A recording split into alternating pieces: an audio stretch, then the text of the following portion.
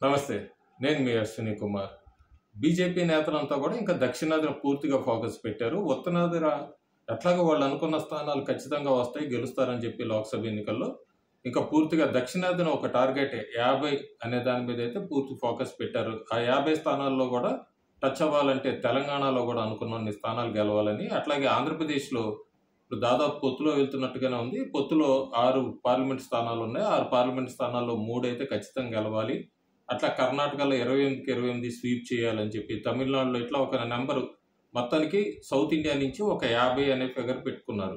దానికి అనుగుణంగానే అమిత్ షా కూడా తెలంగాణ విచ్చేశారు. తెలంగాణలో కూడా ఎల్బీ స్టేడియంలో బహిరంగ సభలో పాల్గొన్నారు. 16వ తారీఖు ప్రధానమంత్రి నరేంద్ర మోడీ జహీరాబాద్ బహిరంగ సభలో పాల్గొనబోతున్నారు. అట్లాగే 17వ తారీఖు ఆంధ్రప్రదేశ్లో చిలకలూరుపేటలో ఒకే వేదికపై చంద్రబాబు నాయుడు, పవన్ కళ్యాణ్తో దాదాపు లక్షలాది మంది జనాలను ఉద్దేశించి కూడా ప్రసంగిస్తారు. మళ్ళీ తర్వాత 19వ తారీఖు నాగర్ కర్నూలు తెలంగాణలో బహిరంగ సభ ఉండబోతోంది. 17 సాయంత్రం మల్కాజ్గిరి పార్లమెంట్ నియోజకవర్గంలో కూడా రోడ్ షో అనేది ఉండబోతోందని తెలుస్తుంది. అయితే ఎందుకు ఇంత దక్షిణాదిని ఎంత ఫోకస్ పెడుతున్నారు? తెలంగాణలో ఈ మధ్య జరిగిన అసెంబ్లీ ఎన్నికల్లో అనుకున్నన్ని స్థానాలు రాలేదు, కానీ దానికి వేరే కారణాలు ఉన్నాయంటూ తెలంగాణ బీజేపీ నాయకులు బయటికి చెప్తున్నప్పటికీ, అమిత్ షా విచ్చేసే సమయానికి తెలంగాణలో మార్చి 12వ తారీఖు ఆయనకు ఒక నివేదిక అందించినట్టుగా తెలుస్తుంది. దాదాపు తెలంగాణ బీజేపీ అంతర్గత సర్వేనే చెప్పొచ్చు మనం. దానిలో బీజేపీ ఎన్ని స్థానాలు ఖచ్చితంగా గెలుచుకుంటుంది, ప్రస్తుతానికి ఇంకొద్దిగా కీన్ కాంటెస్ట్ ఎక్కడుంది, ఏ స్థానాల్లో గట్టిగా పోరాడితే అవకాశం ఉండొచ్చు అని కూడా ఒక నివేదిక ఇచ్చినట్టుగా తెలుస్తుంది. దాదాపు అమిత్ షా 17 స్థానాల్లో 12 పార్లమెంట్ స్థానాలు ఖచ్చితంగా గెలవాలి అంటూ కూడా కార్యకర్తలందరినీ ఉద్దేశించి కూడా మార్చి 12 నాడు ఆయన ఆ టార్గెట్ నెంబర్ అయితే 12 అని చెప్పారు. ప్రస్తుతానికి తెలంగాణలో బీజేపీ వాళ్ళ పార్టీ సర్వే ప్రకారం కూడా ఏ పార్లమెంట్ నియోజకవర్గాల్లో ఎక్కువ శాతం గెలుచుకునే అవకాశాలు ఉన్నాయనేది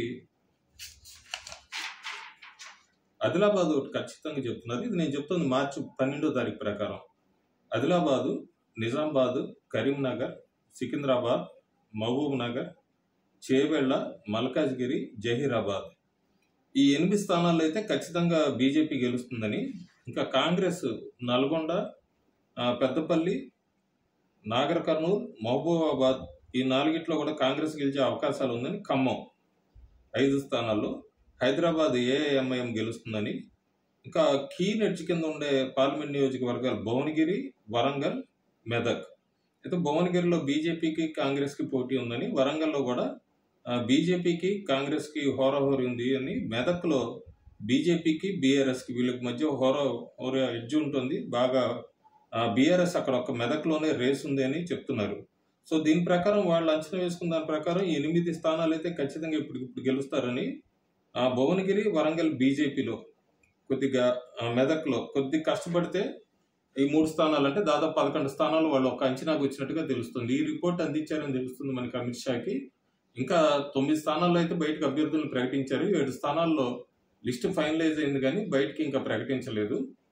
మార్చి 13వ తారీఖు నాడు లిస్ట్ బయటకు వస్తుందని చెప్తున్నారు. ప్రస్తుతానికి బీఆర్ఎస్ పార్టీల నుంచి అయితే జాయినింగ్స్ బాగానే వచ్చారు బీజేపీ పార్టీలోకి. ఇంకొంతమంది పార్టీలో చేరతారని తెలుస్తోంది. బీజేపీ అయితే పార్లమెంట్ స్థానాల్లో ఖచ్చితంగా డబుల్ డిజిట్ 10 దాటాలనే ఒక టార్గెట్తో అయితే వెళ్తున్నారు.